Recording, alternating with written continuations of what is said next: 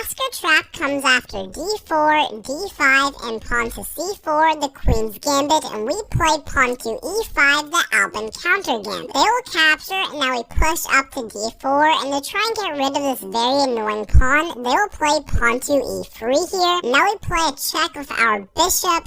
They will block the check for their own bishop, and now we actually capture on e3. This might look like a blunder because then they can capture our bishop, but this is losing due to pawn takes on f2. Now they cannot capture back because then they simply lose their queen, so instead they have to play king up to e2, and we would love to play bishop to g4 here and skewer them, but they can block with the knight. So we have to capture their knight with our pawn first, but we cannot take and promote to a queen because then they can capture, we capture back, and now they take the queen, and this is a dead even position. Instead we capture, but we promote to a knight. That way it comes with a check, that way after they capture, now we play bishop to g4 skewering, they move, we simply capture the queen, and we're just completely winning here. If you enjoyed this, maybe you should hit that subscribe button.